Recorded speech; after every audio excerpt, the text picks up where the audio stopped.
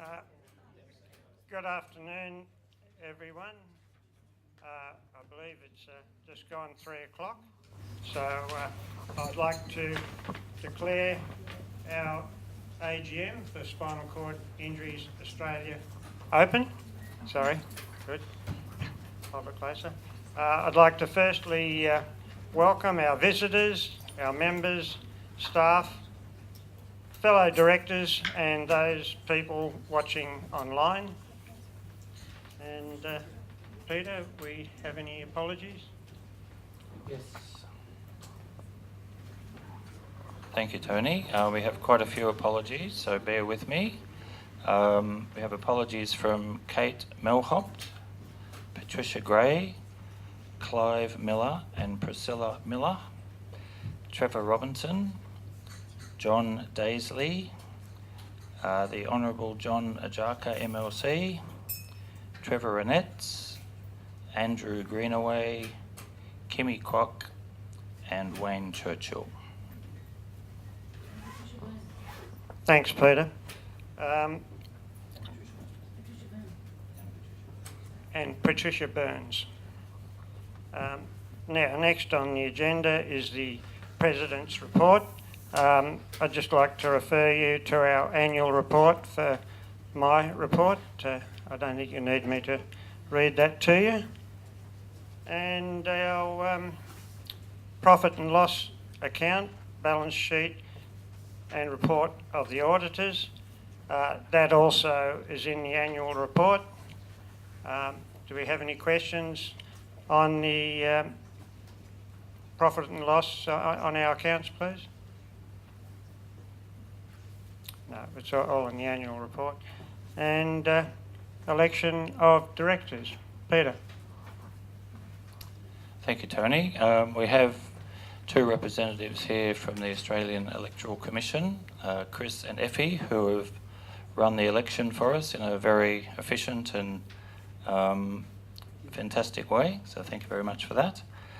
So the election's been run from beginning to end by the Australian Electoral Commission, and the ballot closed yesterday and the results have been declared, and they are as follows. There were two elections. The first election was for president, and I can declare Joan Hume elected as president.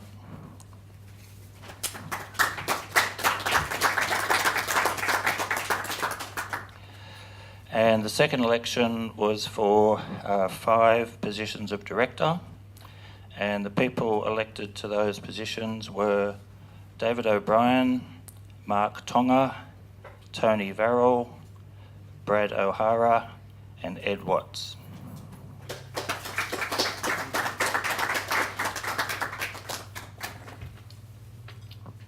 Thank you, Peter.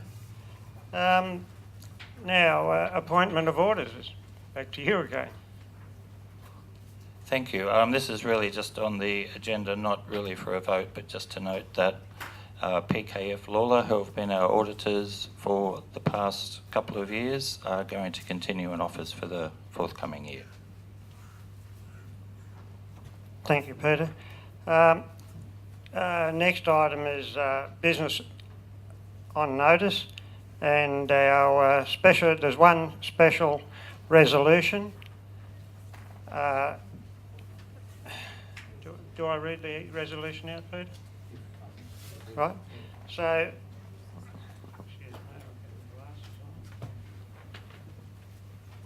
the resolution is to consider and, if thought fit, pass the following resolution as a special resolution. That is, that the company modify the constitution of the company by A, replacing the definition of voting member in Rule 1 with the following definition. That is, voting member means a person who has been a full member for a period of 3 months and whose annual subscription is less than 2 months in arrears. B, inserting the following rule 2A. That is, whilst the company is registered under the Australian Charities and Not-for-Profits Commission, Act 2012, I'd read that. CTH in brackets. Oh, Commonwealth. Right. And then in brackets, ACNC Act, Part 2G.2 of the Corporations Act and Part 2G.3 of the Corporations Act, in brackets, to the extent that it relates to the meetings of a body, corporate members, close brackets, apply to the company as if the company was not registered under the ACNC Act.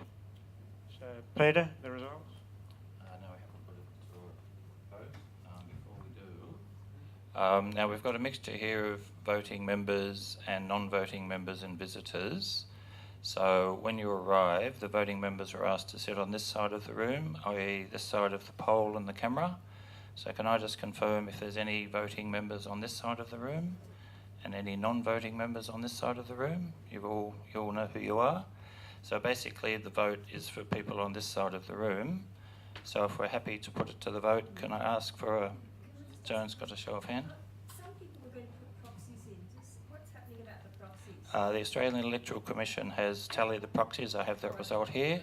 So I'll add the vote in the room to the proxies. And just to clarify, the vote has to be successful, 75% of those voting.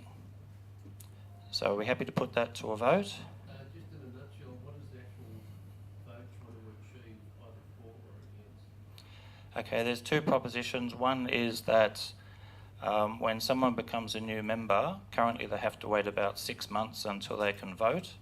That's being shortened to 3 months. That's the first proposition. And the second proposition is because last year there was a change of government, in case you didn't notice, at the federal level. The new federal government proposed to do away with the ACNC, the Australian Charities and Not-for-Profit Commission. They said they would do that, but they haven't done it yet. So there's a bit of legal limbo in the sense that if we were to change, the ACNC Act is still in force. If we were to change our constitution to reflect the ACNC Act and then it was abolished, we'd have to change the constitution back.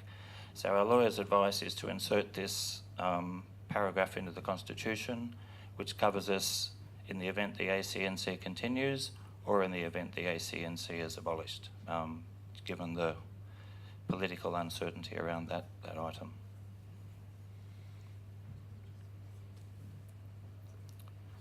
So are we happy to put it to a vote?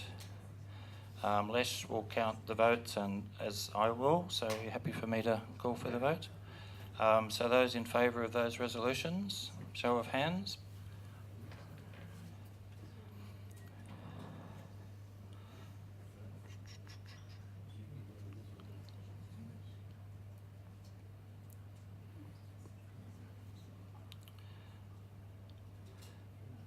Do we have a tally?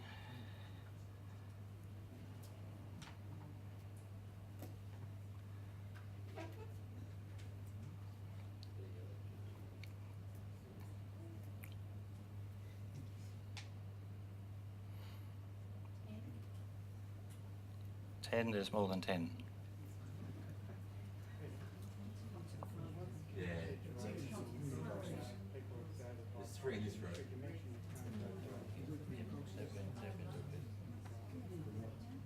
Yeah, anyone who's voted by proxy has been removed from the figures. Yep.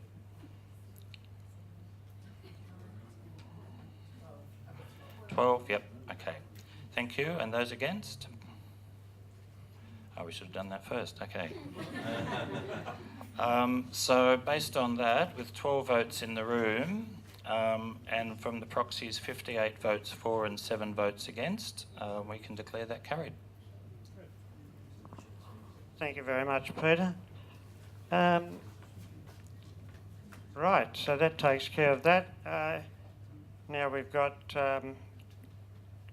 other business and Chris Nichols.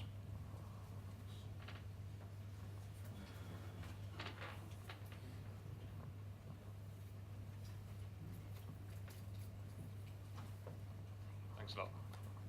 I was just asked to talk to you a little about what my department's been doing and I guess some of the accomplishments that we feel would like to let you guys know about. So first of all, just to explain a bit about Transitional Services, which is my department and what we do. We've got quite a few mini departments, if you like, or other services. So starting with Choices Little Bay, we've got Occasional Emergency Services, which is the nursing services that operates out of Ramwick and Botany LGAs. We have Connectability, which is the iPad project where we give iPads to some newly injured clients whilst they're still in rehab. Choices Gymea, I'll talk about a little later. SCI Accommodation, we have supported accommodation and we provide care at some of the accommodations we have. Coffs Harbour Beach House, which is a holiday accommodation for people, members can go and stay at. Team Safe, again, I'll talk about that a little later. Adventures, I'll talk about later. Jesters, which is coming up later as well. And peer support. And finally, grants. Now, I'm only going to talk about the accomplishments, don't worry, there's not loads and loads, and there's lots of pictures because Rodney kindly said pictures are a lot better. I think I was saying that I'm a little boring to talk about. So first of all, we'll start with Choices. Choices, for those who don't know it, is designed for people who are still in rehab, they're newly injured. It's basically very short-term accommodation, maximum of 7 days, and allows people to have the equivalent of a weekend stay, that can be midweek as well, where they go home and see what life's about for the first time, often with their families. We provide the travel there, we pay for the accommodation, we pay for the care at whatever level they need. It's also the first time people who do need care will learn to self-direct it, and that's quite an important step for anyone who's had care. We've had fantastic feedback about it. We originally ran about a 2-year pilot project out of an apartment in Breakfast Point, and that was incredibly successful. The board decided that then we would look at purchasing a property, and one thing that became apparent was trying to purchase a ready-made, accessible property was like trying to find a unicorn at the bottom of a rainbow. We also found that, so knockdown rebuild was the way to go, but then trying to find the ideal area. That in itself took 10 months, and one of the things we realised is we can knock down and build whatever property we want, but we can't change the streetscape. So finding a place where the shops are all accessible, the local pubs accessible, the stations accessible, was quite a tricky, I suppose, proposition. Anyway, we did find it. Gymea is pretty good, and Gymea, for those who don't know, is that little red dot there, so not too far from Little Bay. We found quite a nice little place that was on well, the place didn't matter so much, it was the block we liked, so we bought it. And now that's going through the process of, we're getting surveys done on it, we're putting it out shortly for tenders for architects, and we're going to see what the best design is, and from that we'll look at building. Because that's obviously going to take some time, meanwhile I should say that we are renting the property out, so it's not just sitting there in limbo, we are making some money on it. But meanwhile, we've also rented a property in Little Bay. Now that's a 3-bedroom penthouse style apartment. It's a top floor. We've modified the bathroom, the bedroom flooring, and as little as we could, but what we can to make it accessible. We've added balcony and ramp and a ceiling hoist, but not had to do too much. And the good thing about it is it does actually show, give a good example of what anyone, when they leave hospital, can do in a rental property. So as you can see, nice big balcony. The ceiling hoist, we've tried to make it as much as possible, as far from the hospital as possible in looks. So guest accommodation's quite nice. That's the main bathroom or the guest bathroom, and we're quite pleased with the way we modified the accessible bathroom, in that we couldn't actually damage any of the marble tiles. All of them came from China. We couldn't then put it back afterwards. So we built that whole shower and with false walls and and completely separate, so we can take it out. It shouldn't cause any damage at all. Very large sitting room. The guys testing out the kitchen and dining area, and again the balcony. And finally, it's got a view to die for. And I want to say a big thank you to the team, the Choices and peer support team that worked on all that, which the guys who are here today, Claire, Dan, Marie, actually Dan's not here, sorry, Marie, Rob and Heidi couldn't make it either. And it's a nice segue onto peer support and how well they've done. Peer support see not only the spinal units, Royal Rehab, Prince of Wales, Royal North Shore, but also community, and where it says other there is actually referring to the likes of Ferguson Lodge or aged care facilities. As you can see, as a whole, per month, they talk to around about 100, 150, sometimes nearly 200 people, and they're all different people. This is obviously each time they go into the units, they're seeing the same people, but that's the amount of contacts they make per month. So they are really working hard, and we will start seeing community moving up, and more they're approaching those that have left the rehab units and moved on to community, where it's sometimes been lacking.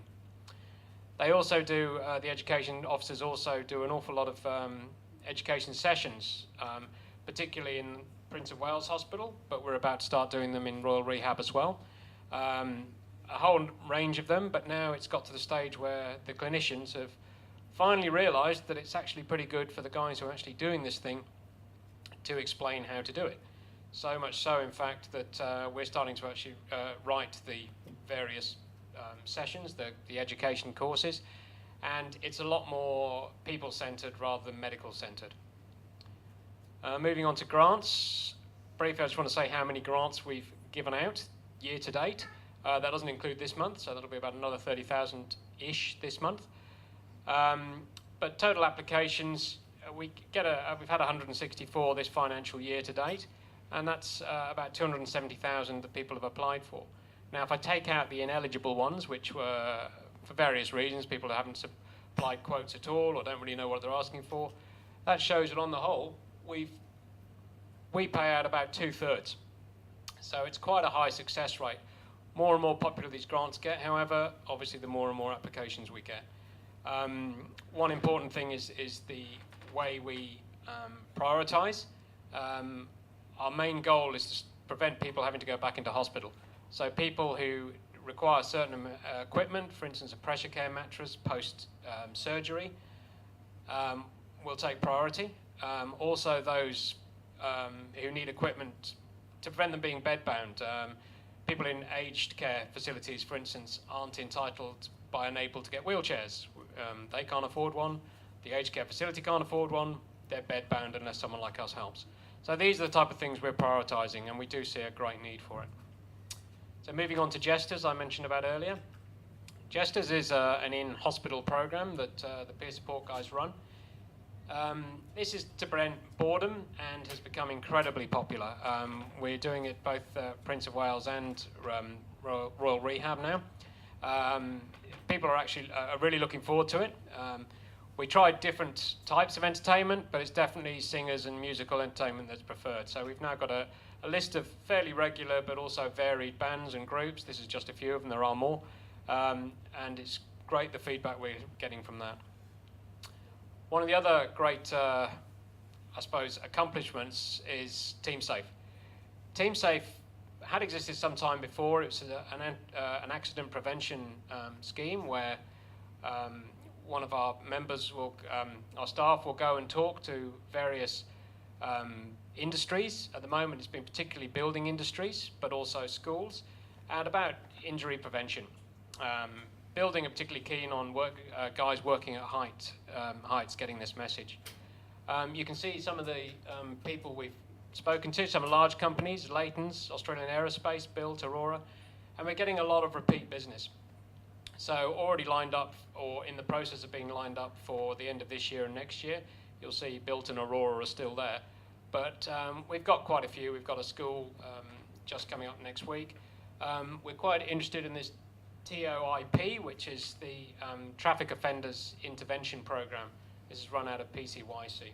And again, this will be a great thing for us to try and get involved with, not only for us to get our message across of preventing accidents, but also it will be a money-making thing for us. And based on income, you can see we've been doing well, and the running total shows it is increasing. Obviously, we can see on the month, each month it's starting to grow a little bit. We've had a few plateaus, and this is where, as it was resurrected, a lot has gone into advertising, but cold calling, not expense on advertising, just purely work hours going onto it. And it's just been a great success, and for that I really want to thank Dave Crawford, who's in the room here. He's done just a fantastic job at cold calling and getting establishing links and contacts, and I'm really pleased with the way it's going. Adventures is designed to break down isolation, increase independence, and to foster people's own friendships and relationships outside of SCIA. A whole number of adventures have taken place in various locations. A lot of them have been to museums or I suppose places of interest, and they're more sedate, if you like. So we've realised there are definitely different groups of people who want to do different types of adventures. So we've been talking to a number of the young guys who are presently in the rehab units and asked what sort of ideas they would like, where they'd like to go. And as you can see from this slide compared to this one, they've got a quite more adventurous idea of what they'd like to do. So that's something 2015 we're moving into. We're going to look at invigorating, I guess, two different streams, and it's what we're all for, is giving choice to people with spinal cord injury. And that's me, pretty much. Thanks very much. I just want to quickly say thanks very much to my team, by the way, who are awesome. Thank you.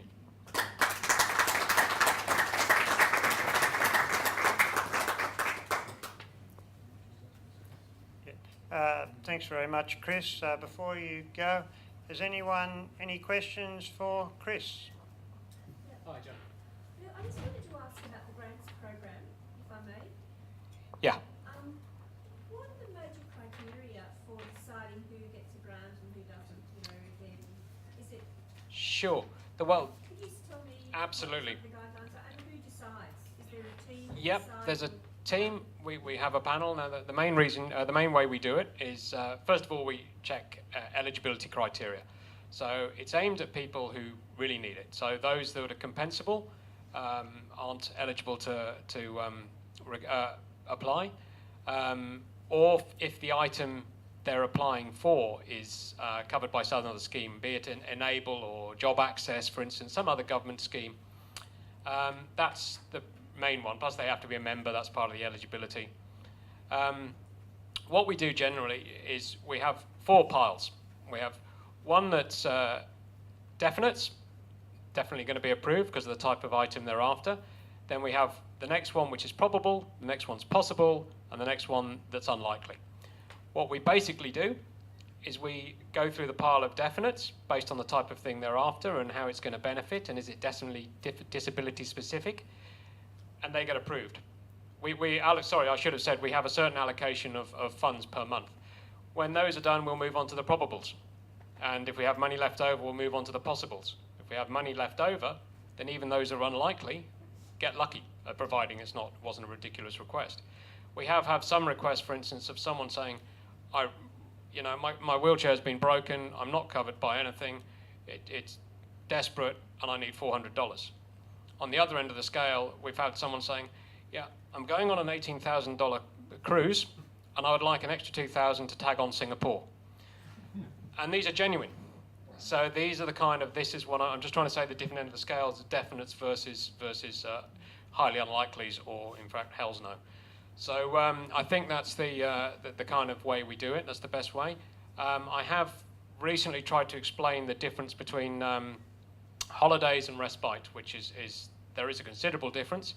They're now on our website. There's a big explanation about the various differences, how we will pay the difference of, for instance, a normal room compared to an accessible room if the accessible room is more expensive.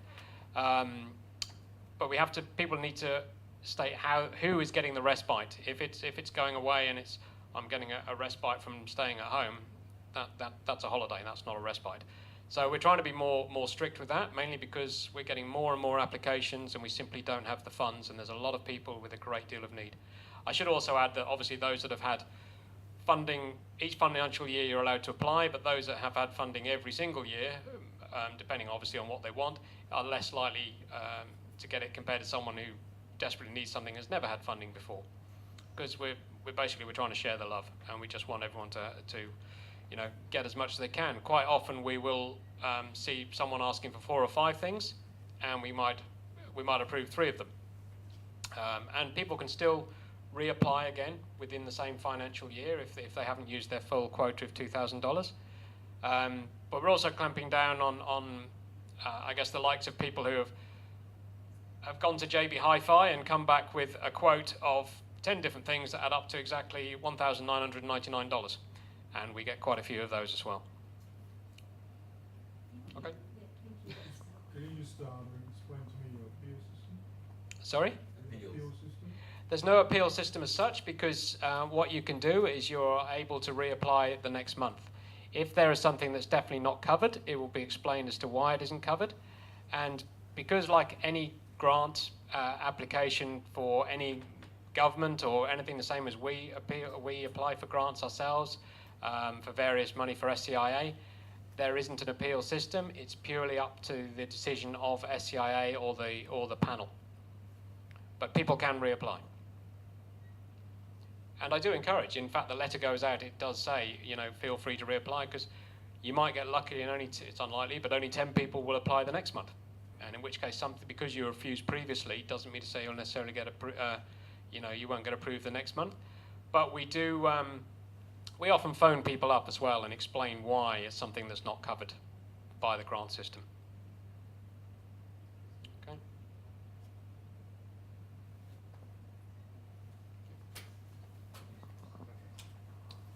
Thanks very much, Chris. That was very comprehensive.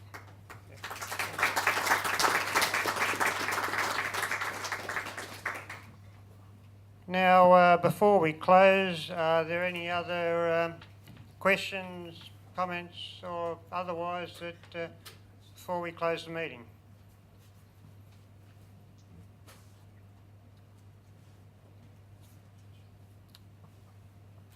Okay. New director's term is 2 years. Sorry, which one? Okay. It's split between some directors are for 1 year and some directors are for 2 years. Of the current batch that have been... That's correct, because there's 6 positions out of 7 up for grabs this year. Then the board agreed to split some of those positions to be 2-year positions and some to be 1-year positions. Which ones they exactly are, I haven't got my head around at the moment, but And how's that decided? based on the previous election of those positions, so where they fell. So, for example, if somebody was in there's sort of 7 positions and 4 are for in one cycle and 3 are in another cycle. So depending on which cycle those particular positions fell is when they'll expire and come up for re-election. So I think 2 of these positions will be up for re-election again next year to get it back to the 4-3 split. So, I forgot about that. The directors were approached prior to the elections, and it was so that we didn't have all of the directors coming up for election in 1 year, or sort of 6 in 1 year and 1 the following year. And for example, I was one of the directors approached and said, would you mind going up for election in 1 year instead of 2 years? So I said that's fine. So I forget who the other director or directors were, but so I'll be up again next year. Oops. Okay. So if there's no further questions, I will declare the meeting closed at 3:29 p.m. Thank you all very much for coming.